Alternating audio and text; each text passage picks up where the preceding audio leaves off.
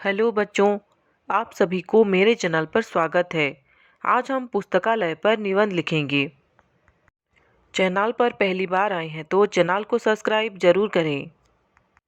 हमारे जीवन के लिए प्रकृति प्रदत्त पेड़ पौधे एवं मानव निर्मित पुस्तकालय बहुत महत्वपूर्ण है।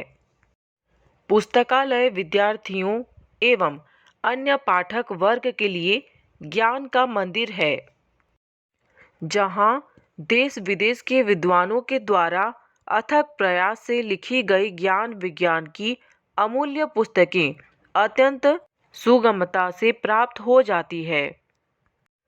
पुस्तकालय शब्द दो शब्दों पुस्तक एवं आलय के मेल से बना है, जिसका अर्थ होता है पुस्तकों का घर।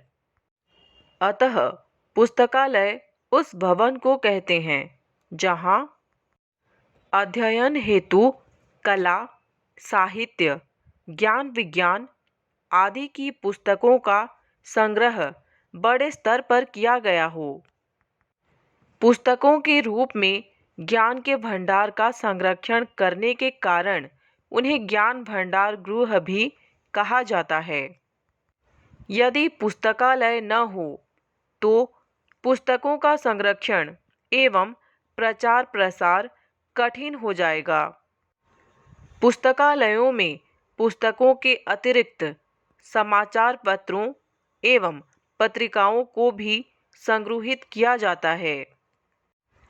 पुस्तकालय विद्यालय एवं महाविद्यालय के विद्यार्थियों के अतिरिक्त शोधार्थियों के लिए विशेष लाभप्रद साबित होते हैं। यहाँ शोधार्थियों के लिए ऐसी पुस्तकें भी आसानी से उपलब्ध हो जाती है जो सामान्य तौर पर बाजार में नहीं मिल पाती।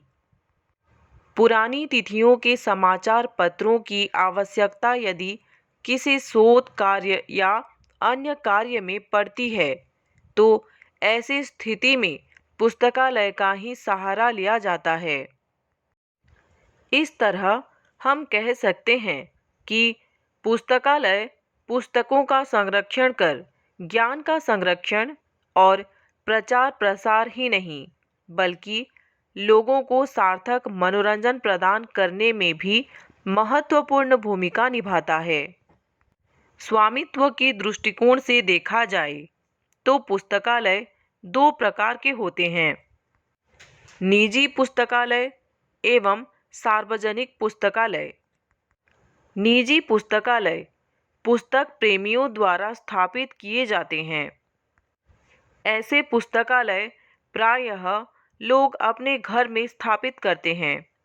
विद्यालय, विश्वविद्यालय एवं राजकीय पुस्तकालय सार्वजनिक पुस्तकालय के उदाहरण हैं।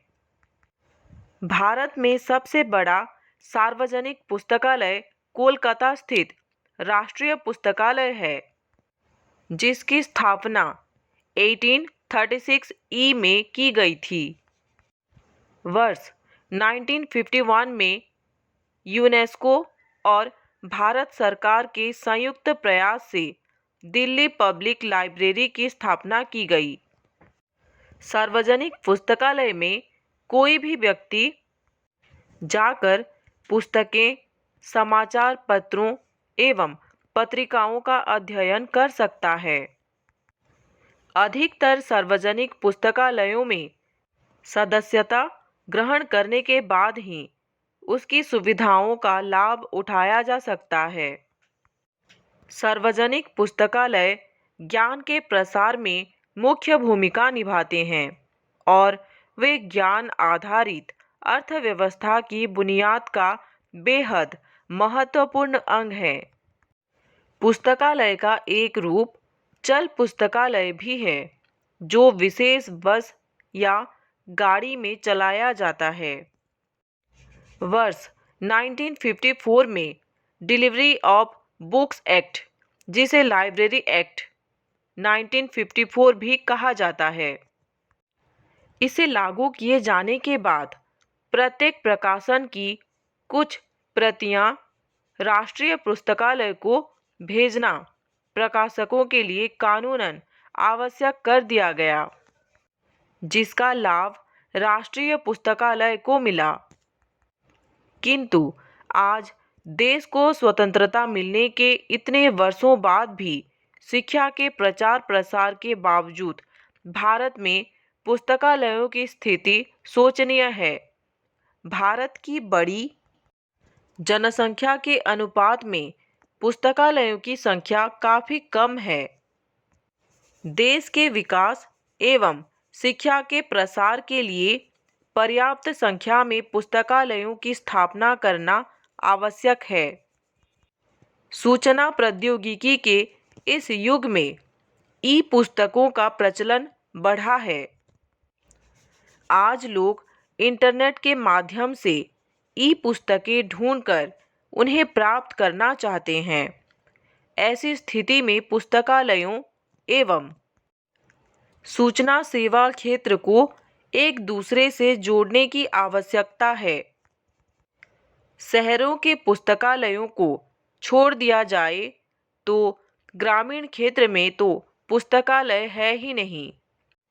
यदि है भी तो वहाँ पुस्तकों का अभाव है एवं सूचना सेवा क्षेत्र से उनका दूर दूर तक कोई लेना देना नहीं है। इसलिए पुस्तकालय और सूचना सेवा क्षेत्र में सुधार करना तत्काल आवश्यक है। इस दिशा में सरकार ने अनेक प्रयास किए हैं। पुस्तकालय और सूचना सेवा क्षेत्र में रणनीतियाँ बनाने के लिए राष्ट्रीय ज्ञान आयोग ने अनेक प्रस्तुतियाँ की है। उनको हम पॉइंट के अनुसार लिखेंगे। पहले पॉइंट में लिखेंगे पुस्तकालयों के लिए राष्ट्रीय आयोग की स्थापना की जाए।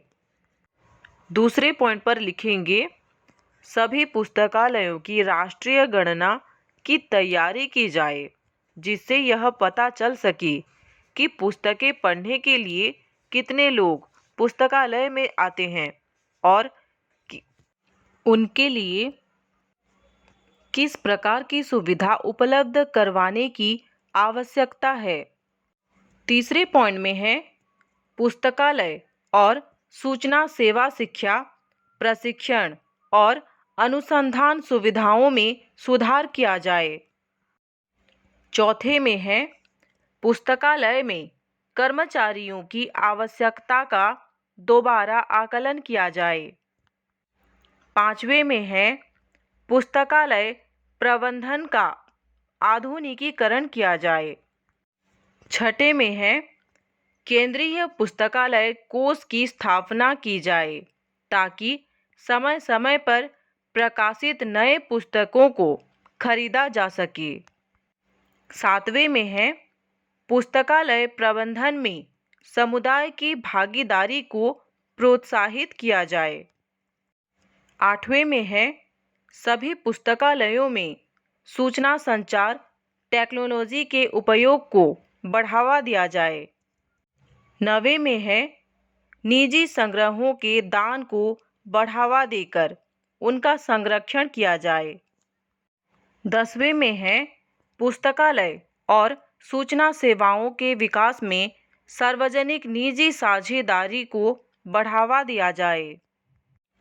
किसी भी पुस्तकालय में ऐसी उम्मीद की जाती है कि वहाँ हर प्रकार की स्तरीय पुस्तकें होंगी।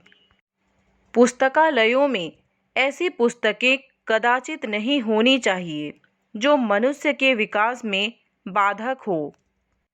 अश्लील पुस्तकें पुस्तकालयों में किसी भी कीमत पर नहीं रखी जानी चाहिए।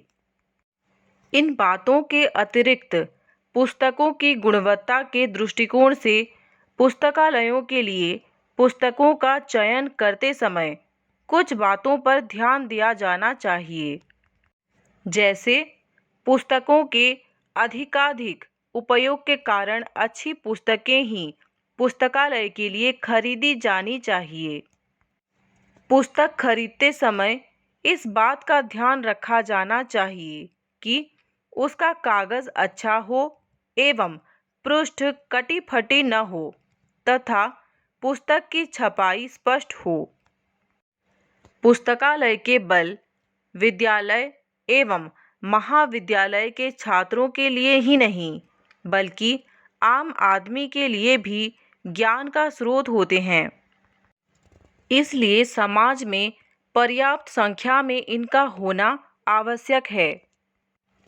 पुस्तकालयों को वर्तमान संदर्भ में और अधिक उपयोगी बनाने के लिए उनके आधुनिकीकरण पर भी जोर दिया जाना चाहिए। हिंदी निबंध के और भी वीडियो पाने के लिए चैनल को सब्सक्राइब करें। वीडियो अच्छा लगा तो लाइक करें और अपने दोस्तों के साथ शेयर करें। धन्यवाद।